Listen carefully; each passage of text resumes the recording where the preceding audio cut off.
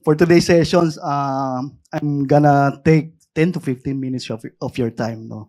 So we're going to talk about reducing the risk on the modern attack surface. No? When we say modern attack surface, we're no longer looking at on-prem assets, no, but buried assets within the environment. No?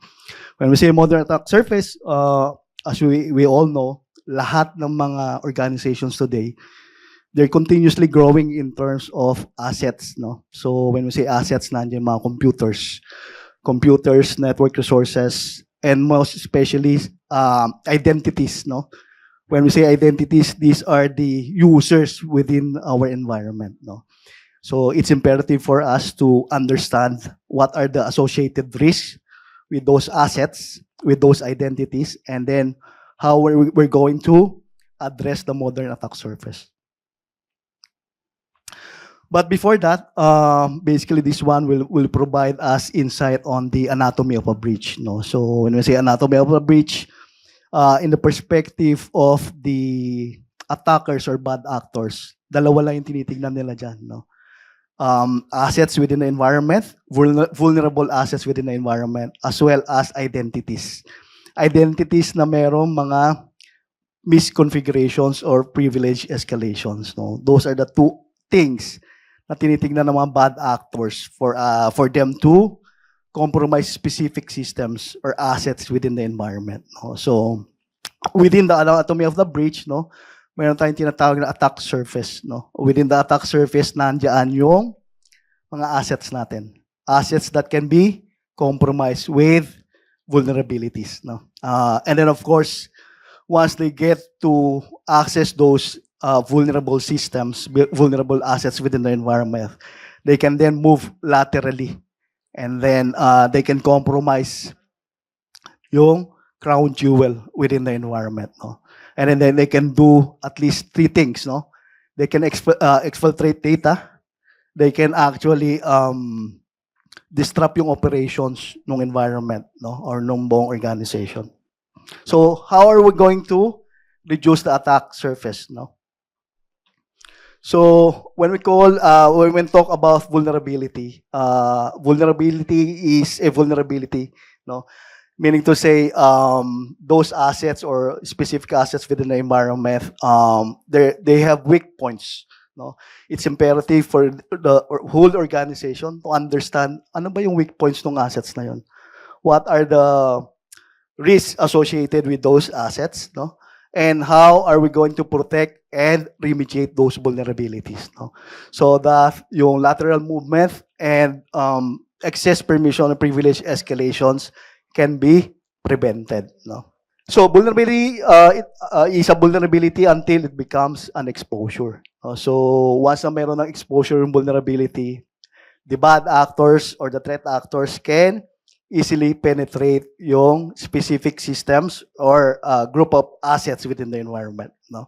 So basically, if they were able to do data exfiltration or they can disrupt the operations of certain organizations, malaki yung magiging impact in terms of the cost or in terms of impact doon sa day-to-day operations. No? So how are we going to address that? So through exposure management. No? Definitely exposure management will provide you a clearer view, no? In terms of addressing yung vulnerabilities or weak points within the environment or within the organization. No?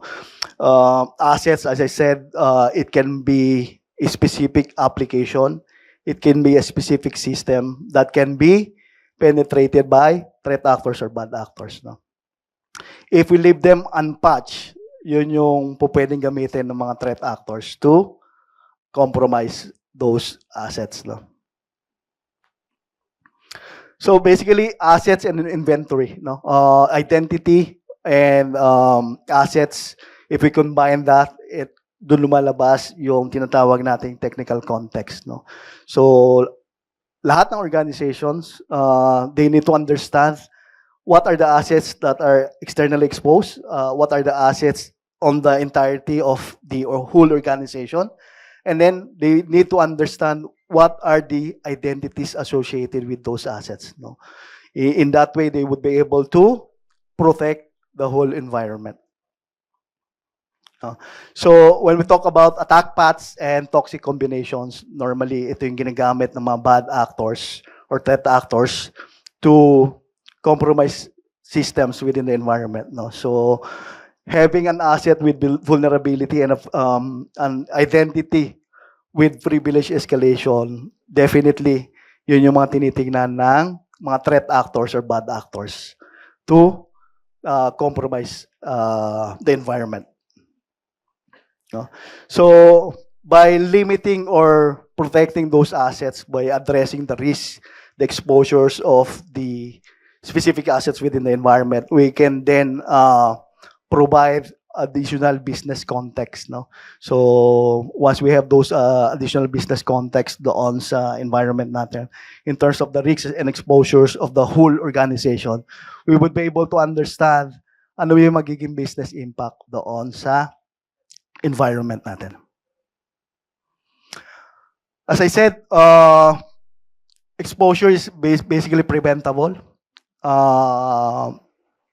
Once we understand the risk and the impact of specific vulnerabilities within the environment, we would be able to prevent it. And once we understand the exploits and the impact of those vulnerabilities, we would be able to have a clearer view on what are the things that we need to protect and to prioritize in terms of protecting those critical assets and applications within the environment. So from the attacker's perspective, definitely we need to discover the attack surface, whether the assets are actually externally exposed or internally within the organization. We need to understand the location of those assets, what are the types of those assets, what are the data sources. No? And then, of course, we need to identify the preventable risks. No? So what are the associated vulnerabilities on those assets? We need to understand that as well. And then, of course, we need to align the business context. No? What would be the impact on the business if specific assets or specific systems within the environment are getting compromised, no? Those mga threat actors or bad actors. And then, of course, we need to understand the vulnerability, and then, of course, we need to remediate those vulnerabilities. No, most of the organization today, they're looking at providing a remediation process or remediation workflows on all the assets that has vulnerability within their environment. And then, of course, definitely once we understand the true exposure of specific assets within the environment, we would be able to optimize our investments. No? Exposure management, definitely it will provide you a complete visibility, contextual intelligence, and basically to provide and optimize the communications among the different business units within the environment, no, within the organization.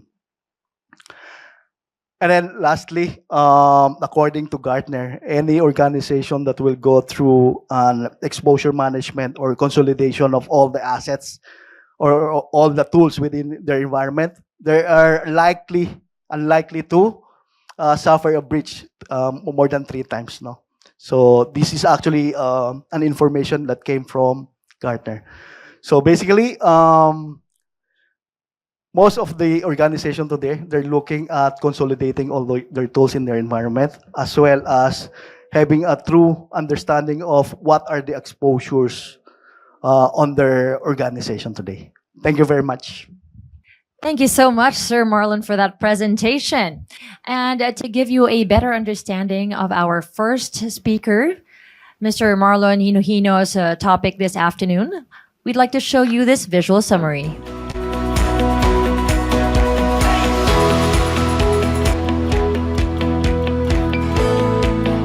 It's crucial to have a clear picture of both your OT and IoT assets. Fragmented visibility, unexpected risks, and data silos make it challenging to assess the risk.